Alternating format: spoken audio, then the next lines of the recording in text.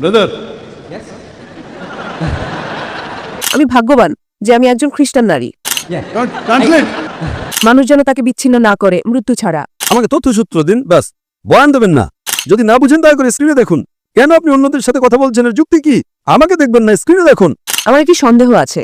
Hope the translator is doing a good job. বোন, আপনি কি খ্রিস্টান? দুঃখিত, আপনি কি অমুসলিম নাকি মুসলিম? অমুসলিম। অমুসলিম। আমি খ্রিস্টান। খ্রিস্টান, হ্যাঁ বলুন। আমার নাম ইন্না। আমি একজন প্রাইভেট কর্মচারী। আমি যা জিজ্ঞাসা করতে চাই তা হলো ইসলাম ধর্মের শিক্ষা সম্পর্কে। আমার একটি সন্দেহ আছে। 5 ওয়াক্ত সালাতের বিষয়ে আমি সম্পূর্ণরূপে একমত। এটি সত্যি আমাদের শৃঙ্খলাবদ্ধ করার জন্য, এবং আমার মতে এটি কিছুটা কঠিনও বটে, কিন্তু এটি ভালো।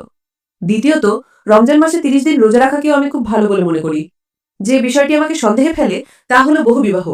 আমার মতে বহুবিবাহ আমাদের মতো নারীদের জন্য অত্যন্ত ক্ষতিকর।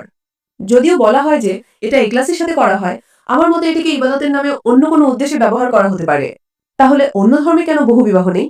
এবং আমার মনে হয় আমি ভাগ্যবান যে আমি একজন খ্রিস্টান নারী। ধন্যবাদ।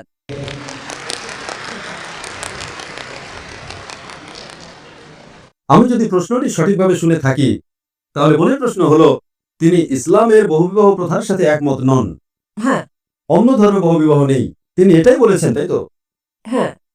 বোন, প্রথমে আপনাকে বলি, এই পৃথিবীতে এমন কোনো ধর্মগ্রন্থ নেই যা শুধুমাত্র একজনকে বিয়ে করার কথা বলে,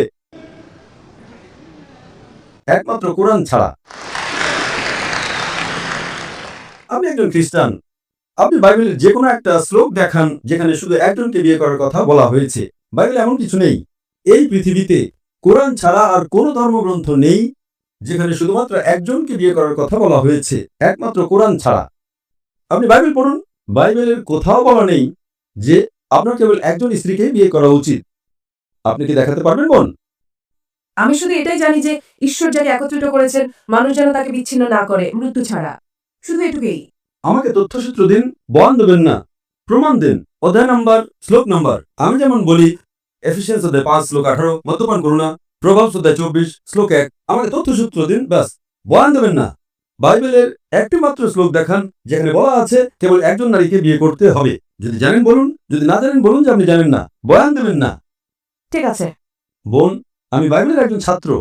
পৃথিবীতে এমন কোনো হিন্দু ধর্মগ্রন্থ নেই, কোনো বেদ বা ভাগবত গীতার কোথাও বলা নেই যে কেবল একজনকে বিয়ে করতে হবে। পৃথিবীর বুকে একমাত্র ধর্মগ্রন্থ যা কেবলমাত্র একজনকে বিয়ে করার কথা বলে তা হলো কোরআন। আমি আপনাকে বহুবিবাহের উত্তর দেব। প্রথমে আপনাকে আমি সংশোধন করতে চাই। এখন আমি আপনার মূল প্রশ্নে আসছি। বোন, আপনি স্ক্রিনে দেখতে পারেন, অনুবাদ স্ক্রিনে দেখাবে। প্রথমত কোরআন সূরা নিসায় অধ্যায় 4 আয়াত 3 বলছে, তোমরা তোমাদের পছন্দের নারীদের বিয়ে করতে পারো 2, 3 বা 4 জনকে, কিন্তু যদি তোমরা ন্যায় বিচার করতে না পারো তবে কেবল একজনকে বিয়ে করো। এই বাক্যটি যে যদি ন্যায় বিচার করতে না পারো তবে কেবল একজনকে বিয়ে করো, এটি শুধুমাত্র বোন, আপনি কি স্ক্রিনটা পড়তে পারছেন? ওনাকে বলুন কথা না বলতে, ওনাকে বলুন স্ক্রিনটি পড়তে। বোন, আপনি যদি ইংরেজি বুঝেন আমাকে সরাসরি শুনেন, যদি না বুঝেন দয়া করে স্ক্রিনে দেখুন। কেন আপনি অন্যদের সাথে কথা বলছেন, এর যুক্তি কি? আমাকে দেখবেন না, স্ক্রিনে দেখুন। আমি স্ক্রিনেও আছি। হ্যাঁ, অনুবাদ তো চলছে, তাই না? অনুবাদ কি ঠিক আছে? সঠিক। Hope the translator is doing a good job. Huh? So sister, don't talk with the other sister. She will not give the answer. I'm here. Okay? তো এখন বহুবিবাহ নিয়ে আপনার প্রশ্নের উত্তরে আসি। ঠিক আছে। যদি আপনি ধর্মগ্রন্থ পড়েন, যদি আপনি হিন্দু ধর্মগ্রন্থ পড়েন, হিন্দু ধর্মগ্রন্থের রামায়ণে শ্রীরামের পিতা রাজা দশরথের কথা পড়লে দেখবেন তার একাধিক স্ত্রী ছিল।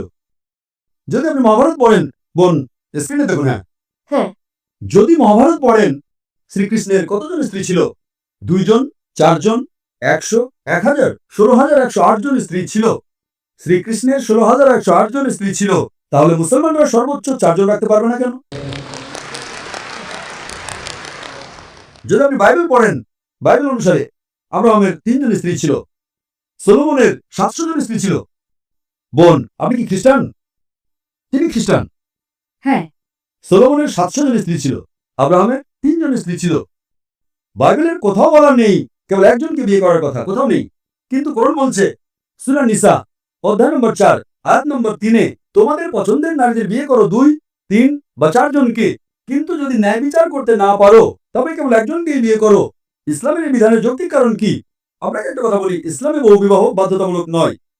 এটা বাধ্যতামূলক নয় যে আপনাকে একাধিক বিয়ে করতেই হবে। It is mubah, optional. বাধ্যতামূলক নয়। কিন্তু যদি আপনি একাধিক বিয়ে করেন এবং ন্যায় বিচার করতে না পারেন তবে আপনি সমস্যায় পড়বেন। ঠিক। তাই আপনি যদি একাধিক বিয়ে করতে পারেন, কিন্তু আপনাকে আপনার স্ত্রীদের মধ্যে ন্যায়পরায়ণ হতে হবে। কি কারণে ইসলাম কিছু পুরুষকে একাধিক স্ত্রী রাখার অনুমতি দিয়েছে? আজকের বিজ্ঞান আমাদের বলে যে প্রাকৃতিকভাবে পুরুষ এবং নারী প্রায় সমান অনুপাতে জন্মগ্রহণ করে, কিন্তু আজকের চিকিৎসা বিজ্ঞান আমাদের বলে যে শিশুকন্যা শিশু পুরুষের চেয়ে শক্তিশালী, সে পুরুষের চেয়ে ভালোভাবে রোগের বিরুদ্ধে লড়তে পারে। এই কারণেই শৈশবে শিশুকন্যাদের তুলনায় পুরুষ শিশুদের মধ্যে মৃত্যুর হার বেশি। প্রথমে আপনাকে বলি যে আপনি পুরো পৃথিবী দেখছেন, আজ যদি আপনি বিশ্লেষণ করেন তবে দেখবেন শুধুমাত্র নিউ ইয়র্কে পুরুষের চেয়ে 10 লক্ষেরও বেশি নারী রয়েছে। শুধুমাত্র মার্কিন যুক্তরাষ্ট্রে পুরুষের চেয়ে 40 লক্ষেরও বেশি নারী রয়েছে। শুধুমাত্র রাশিয়াতেই 1 কোটিরও বেশি নারী রয়েছে। তাই আল্লাহ সুবহানাহু ওয়া তাআলা জানেন যে সারা বিশ্বে পুরুষের চেয়ে কত লক্ষ নারী বেশি। তাই যদি আপনি আজ বিশ্লেষণ করেন, হ্যাঁ, এমনকি যদি আমি আপনার সঙ্গে একমত হই যে একজন পুরুষের একজন নারীকে বিয়ে করা উচিত, If one man should marry one woman, if I agree with you, তাহলেও নিউ ইয়র্কে 40 লক্ষের বেশি নারী থাকবে যারা পুরুষ সঙ্গী খুঁজে পাবে না। আপনি যদি আজ বিশ্লেষণ করেন, if you analyze today, চিকিৎসা বিজ্ঞানের দিক থেকে একজন শিশুকন্যা শিশুপুত্রের চেয়ে সুস্থ এবং সবল। জীবন চলার পথে যুদ্ধ, দুর্ঘটনা, মদ্যপানের কারণে যে মৃত্যুগুলো হয় তাতে নারীদের তুলনায় বেশি পুরুষ মারা যায়। ঠিক। তাই এর কারণে আজ ভারত বা অন্যান্য কিছু দেশে যেখানে নারী ভ্রূণ হত্যা এবং নারী শিশু হত্যা হয়, ভারতে নারীর সংখ্যা পুরুষের চেয়ে কম। কেন? কারণ রিপোর্ট অনুযায়ী প্রতি বছর 10 লক্ষেরও বেশি ভ্রূণকে গর্ভপাত করানো হয় যখন জানা যায় যে তারা নারী। তামিলনাড়ু সরকারি হসপিটালের রিপোর্ট অনুযায়ী প্রতি 10 জন জীবন্ত জন্মগ্রহণকারী শিশুকন্যার মধ্যে 4 জনকে হত্যা করা হয়। এর কারণে ভারত এবং অন্যান্য কিছু দেশে নারী জনসংখ্যা কম। কিন্তু যদি আমরা এই শিশুকন্যা হত্যা, এই ভ্রূণ হত্যা বন্ধ করি, তাহলে ভারতেও নারী জনসংখ্যা পুরুষ জনসংখ্যার চেয়ে বেশি হয়ে যাবে। তাই ভারতে এবং অন্যান্য কিছু দেশে বিশ্বের এই মন্দ প্রথার কারণে নারী জনসংখ্যা কম। কিন্তু যদি আপনি নারীদেরকে স্পর্শ না করেন বা হত্যা না করেন, তাহলে ইন্ডিয়ায় পুরুষ জনসংখ্যা নারী জনসংখ্যার চেয়ে কম হয়ে যাবে। তাই আমি আপনাকে প্রশ্ন করছি বোন, হ্যাঁ, যদি আমি আপনার সাথে একমত হই যে প্রত্যেক নারীর কেবল একজন পুরুষকে বিয়ে করা উচিত, শুধুমাত্র নিউ ইয়র্কে 10 লক্ষেরও বেশি নারী থাকবে, শুধুমাত্র আমেরিকা যুক্তরাষ্ট্রে 40 লক্ষেরও বেশি নারী থাকবে, শুধুমাত্র রাশিয়াতেই 1 কোটিরও বেশি নারী থাকবে। যদি একজন পুরুষ একজন নারীকে বিয়ে করে, তাহলে রাশিয়ার এই অতিরিক্ত 1 কোটি নারীর কি হবে? আমেরিকা যুক্তরাষ্ট্রের অতিরিক্ত 40 লক্ষ নারীর কি হবে? তাদের জন্য কি বিকল্প আছে? দুটো বিকল্প। তারা হয়তো এমন একজন পুরুষকে বিয়ে করবে যার ইতিমধ্যে একজন স্ত্রী আছে, অথবা তারা গণসম্পত্তি হয়ে যাবে। গণসম্পত্তি কত কঠিন একটি শব্দ! এটাই সবচেয়ে মার্জিত শব্দ যা আমি ব্যবহার করতে পারি বোন। তাই তার জন্য একমাত্র বিকল্প হলো সে হয়তো এমন একজন পুরুষকে বিয়ে করবে যার ইতিমধ্যে একজন স্ত্রী আছে, অথবা সে গণসম্পত্তি হয়ে যাবে। আমেরিকায় গণসম্পত্তি একটা সাধারণ ব্যাপার, খুবই সাধারণ। গড়ে একজন আমেরিকান পুরুষ একজন নারীকে বিয়ে করার আগে 8 জন ভিন্ন নারীর সাথে যৌন সম্পর্ক স্থাপন করে। সে বিয়ে করার পরে কতজনের সাথে শোয় তার পুরো পরিসংখ্যান নেই। তাই আমেরিকায় প্রেমিকা থাকাটা সাধারণ ব্যাপার। 2 জন, 5 জন, 10 জন, 20 জন, 30 জন, একাধিক আইনগত স্ত্রী রাখাটা গ্রহণযোগ্য নয়। কেন? এটা তাদের হজম হয় না। আমি জানি যে কোনো নারী তার স্বামীকে ভাগ করে নিতে চাইবে না, আমি এর সাথে একমত। কিন্তু যে কোনো ইসলামিক নারী যে উপলব্ধি করে যে তার আরেকজন বোন স্বামী খুঁজে পাচ্ছে না, সে তার বোনকে রক্ষা করার জন্য নিজের স্বামীকে ভাগ করে নিতে আপত্তি করবে না। তাই ইসলামে নারীদের রক্ষা করার জন্য কিছু পুরুষকে একাধিক স্ত্রী রাখার অনুমতি দেওয়া হয়েছে, অন্যথায় নারীরা স্বাধীনভাবে জীবনযাপন করতে পারবে না। দেখেন, আজ ওয়েস্টার্ন কালচার যা নারীর অধিকার এবং নারীর স্বাধীনতার কথা বলে, সেটা আসলে